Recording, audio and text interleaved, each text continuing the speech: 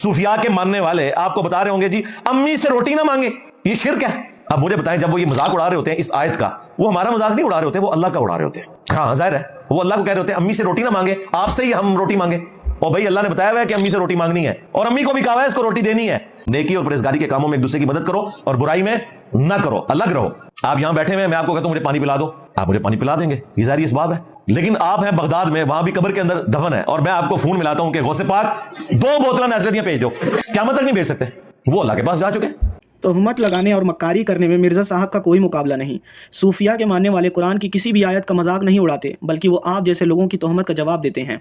जब आप जैसे लोग शिर्क की तोहमत लगाते हुए कहते हैं कि मदद सिर्फ अल्लाह से ले सकते हैं, तो सूफिया के मानने वाले आपके जाहिलाना एतराज़ के मुताबिक आपको जवाब देते हैं और बताते हैं कि अम्मी से रोटी मांगना भी मदद है, और आपके एतराज़ के मुताबिक ये भी शिर्क होगा। फिर आप लोगों ने एक न्यू डेफिनेशन ईजाद कर ली कि गैब में किसी को मदद के लिए पुकारना शिर्क है। हालांकि आयत कहती है हम तुझी को पूजें और तुझी से मदद चाहें।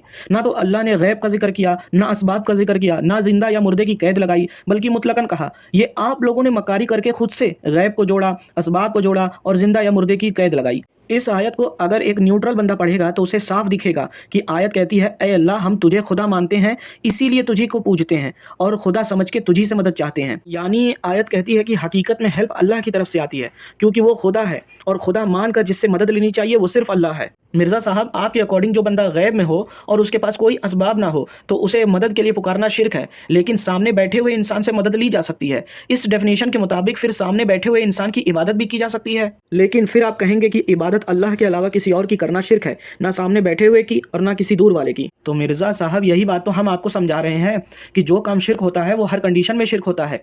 इस बात से फ़र्क नहीं पड़ता कि कोई सामने हो या दूर हो, जिंदा हो या मुर्दा हो, असबाब हो या ना हो, शिर्क हमेशा शिर्क ही रहेगा। अगर दूर वाले को मदद के लिए पुकारना शिर्क है तो सामने वाले से भी मदद लेना शिर्क है।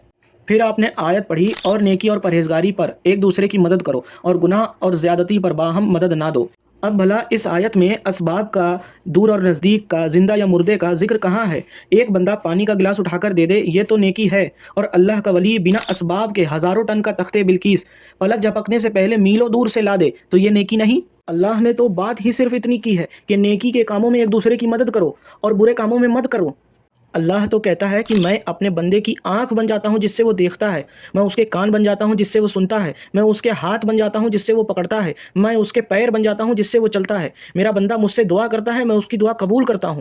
तो अब भला अल्लाह के ख़ास बंदों को असबाब की क्या ज़रूरत?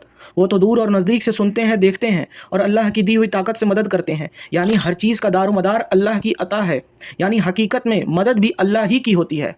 क्या मौत के बाद अल्लाह उनसे ताकत छीन लेता है? मौत के बाद तो आम मुसलमान अपनी कब्र से लोगों के जूतों की आवाज़ तक सुनता है।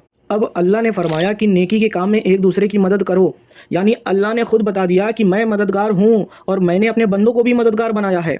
उनसे मदद मांगो, वो नेकी के काम में मदद करेंगे। उनको मदद करने लायक मैंने बनाया है, लिहाजा उनकी मदद मेरी मदद है। आखिर में मिर्ज़ा साहब की अकल पे हैरत होती है कि वो किसी की कब्र में कॉल कैसे कर सकते हैं। क्या इन्होंने कभी नऊज़ुबिल्लाह अल्लाह को भी कॉल किया है? अगर कोई गैर मुस्लिम ये कहे कि तुम्हारा रब कहता है मुझसे दुआ करो मैं कबूल करूँगा, और तुम्हारे नबी अलैहिस्सलाम कहते हैं कि नमक और जूते का तस्मा भी मांगना हो तो अल्लाह से मांगो, तो मुझे अभी नेस्ले की 2 बोतल मांग के दे दो, फिर ये उनके सामने इस तरह की मक्कारी नहीं कर सकते। खैर, कुरान की इस आयत में और हदीस में इस बात का मैसेज है कि खुदा समझ के पुकारो तो सिर्फ अल्लाह ही को पुकारो, वो दुआ ज़रूर कबूल करेगा। नमक हो या जूते का तस्मा, ये मामूली चीज़ें भी अल्लाह की तरफ से ही मिलेंगी। अल्लाह की अता के बगैर कुछ नहीं मिलता। जिस किसी को जो मिलेगा वो अल्लाह ही देगा, चाहे डायरेक्ट अदा कर दे या अपने बंदे से दिलवा दे।